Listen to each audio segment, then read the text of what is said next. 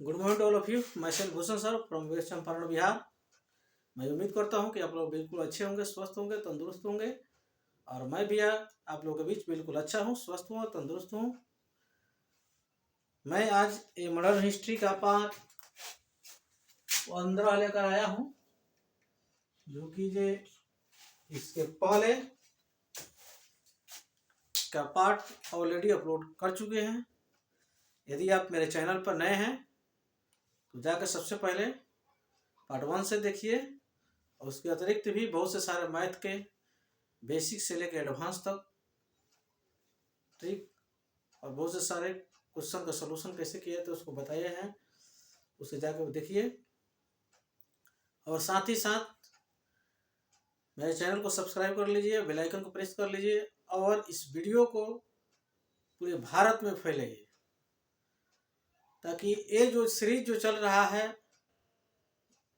इस चैनल पे, ये भारत के हर एक एग्जाम के दृष्टिकोण से ये मस्ट इम्पोर्टेंट है। तो ठीक है, ज़्यादा देर न करते हुए मैं अपने वीडियो को शुरू करने जा रहा हूँ। इसको पहले से ही हमने लिख चुका हूँ ताकि इसको लिखने में ज़्यादा समय ना लगे और लंबा वीडियो ना हो। ये पहला टॉपिक है हम लोगों को बेबेल योजना। ये बेबेल योजना जो है 1945 में आता है, जब लिनिथको वायसराय था। उसके हटने के बाद ये बेबेल वायसराय बनता है। उसके बाद में एक योजना लेकर आता है, जिस योजना के नाम पड़ता है बेबेल योजना।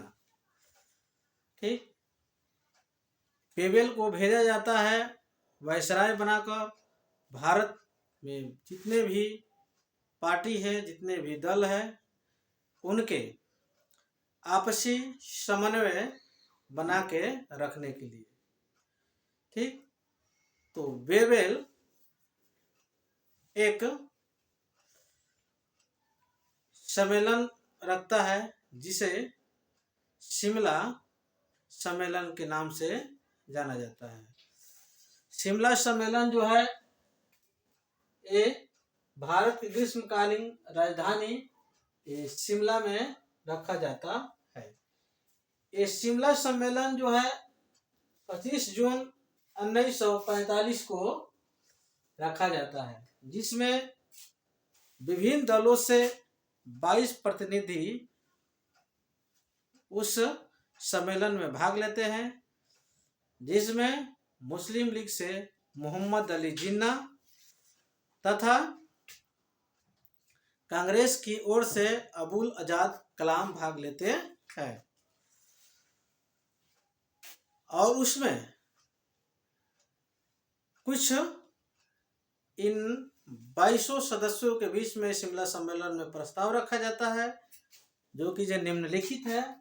पहला प्रस्ताव है कि वायसराय के 14 सदस्यीय परिषद में वायसराय तथा सेनापति का पद ब्रिटेन के हाथ में रहेगा।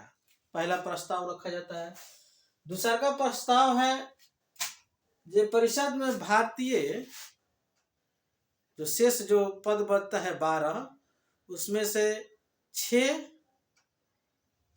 मुसलमान रहेंगे, भारतीय मुसलमान, और 6 हिंदू रहेंगे। माने आधा आधा, आधा हिंदू आधा मुस्लिम। उसमें मुस्लिम लीग का कहना था कि जो 6 सदस्य जो मुस्लिम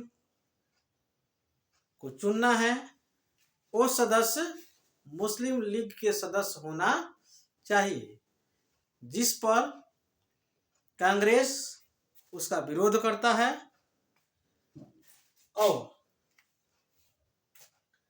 अगला है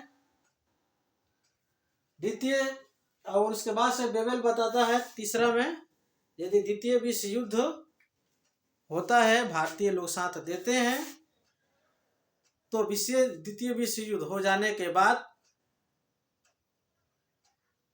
भारतीय अपना संविधान बना लेंगे और उसे मैं संचालित कराने का काम करूंगा। मैं आगे बात करूंगा कि इसी संविधान से आप लोग अपना देश चलाएं, हम लोग देश छोड़कर चले जाएंगे।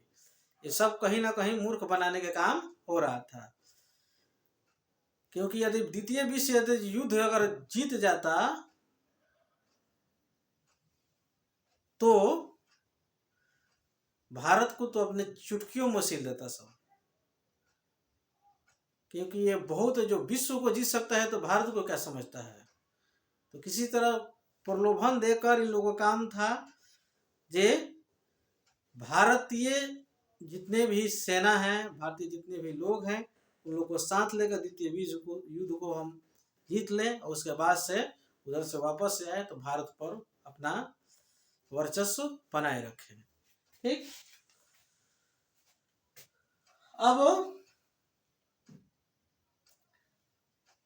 क्या होता है जब इसमें विवाद जब हो जाता है, जब मुस्लिम लीग कहता है कि जो भी 6 सदस्य है वो मुस्लिम लीग से होना चाहिए और कांग्रेस इसका विरोध करता है, इस पर विवाद हो जाता है और बेवेल क्या करते हैं कि 14 जुलाई 1945 को यह घोषणा कर देते हैं कि जो ये शिमला सम्मेलन है क्या है, विफल हो गया। क्या हो गया?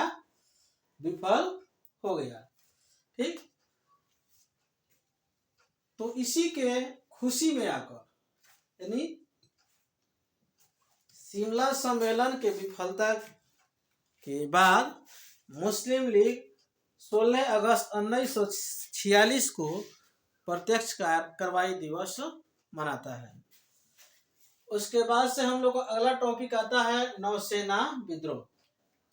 नौसेना विद्रोह INS तलवार के सैनिकों ने 19 फरवरी 1946 को मतभेद के कारण इसमें विद्रोह कर देता है।